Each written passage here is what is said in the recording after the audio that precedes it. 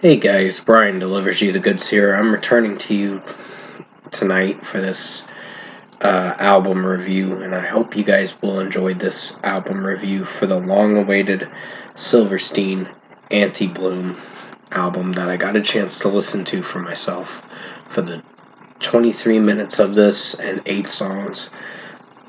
So I'm going to discuss what I listened to for all 8 tracks on this record and let you know my thoughts on Silverstein Antibloom for the 22 minutes and 51 seconds or something like that.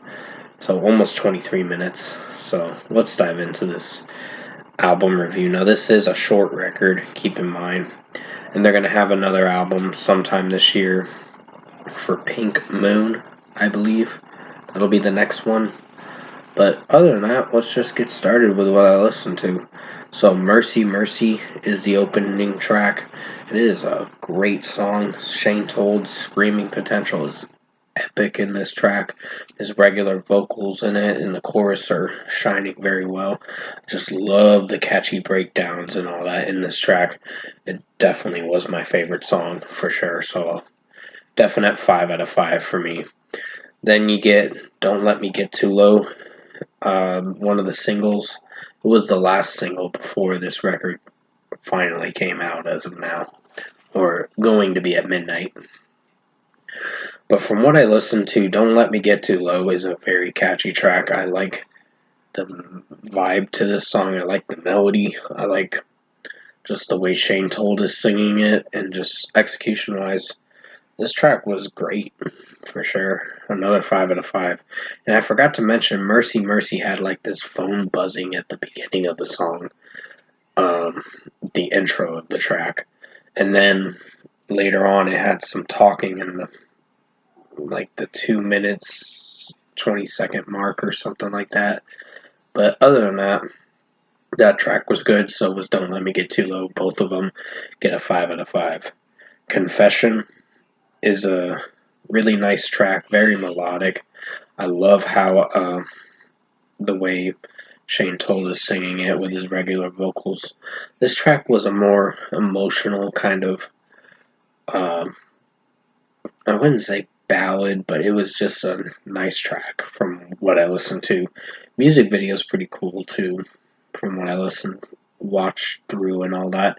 But other than that, the vocals and the chorus is where Shane Told shines. And just execution wise, this track pulled it off for what it was going for. 5 out of 5. A Little Fight was a minute and 31 seconds of a song going into the next track, which was another single.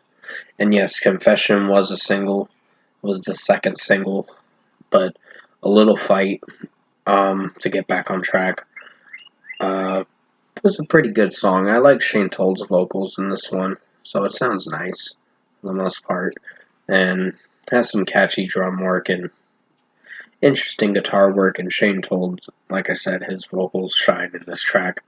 5 out of 5. Skin and Bones was the first single for this record's announcement. It didn't announce this record, but it came out as a standalone single in August of last year. But it was a great song for sure. I really enjoyed how Shane Told screaming, and this was amazing in the verses. And even just the chorus itself was pretty memorable too. So really enjoyed that aspect about this song. It was a great single, great song, 5 out of 5. I Will Destroy This is a strong track for a regular song, getting closer to the outro to the record. But it is a great, captivating track that I really enjoyed. It grabbed my attention, this song, and the lyrics are on point. The way Shane Told singing it in the chorus, it sounds really good. Even the screaming in it is pretty strong. So, definite great song. 5 out of 5. Stress was a great song too. Really enjoyed this one as well. I like the screaming from Shane Told in the chorus. Maybe I'm stressed and all that stuff.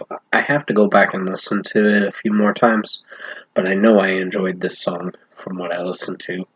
So, great track. 5 out of 5 for Stress. It's definitely worth listening to. Maybe I'm stressed from the pressure or something like that. And then we finally get to Cherry Coke, which is the closing track. It's a good song, but it's not one of my favorites. Um, I don't know. As the outro track, it ends it alright, but it just was one of the least favorite tracks that I personally didn't like too much, but I think it's good in its own way. It tried, at least. I mean, the vocals are nice from Shane Told, don't get me wrong, but it's just the way the melody comes off. It's like, it's kind of a hit or miss kind of track, but other than that, 4.5 out of 5. Excuse my throat being scratchy. So, other than that, overall production, mixing, and execution wise, I think Silverstein Antibloom was a definite amazing record. I was really enjoying this album. I enjoyed, even if it was like 23 minutes, like it says, I'm grateful that they at least got this out, got this to us and all that. And I really did dig how the songs were connecting, most of them. I mean, some of them were like, they're fine. The last track was my least favorite, but other than that, the other 7 songs are great. Definite bangers for sure. So I would definitely be coming back to this record for sure. This is probably their strongest record to date. And if I were to give Silverstein Antibloom its deserved score, I'm feeling a strong 9.5 out of 10. Definitely a great record. I know I did do some just marathon studio album reviews for members only videos. So if you have not joined the channel, definitely join the channel if you want to watch the new takes on the new Silverstein marathon album, discography stuff, because I did all 11 again, and this is the 12th album, of course. But other than that, it's a 9.5 out of 10 for this record. I really enjoyed it, had a good time listening to it for almost 23 minutes, and yeah, 9.5 out of 10 for Silverstein Antibloom. Hope you enjoyed this album review tonight. Thank you guys for watching.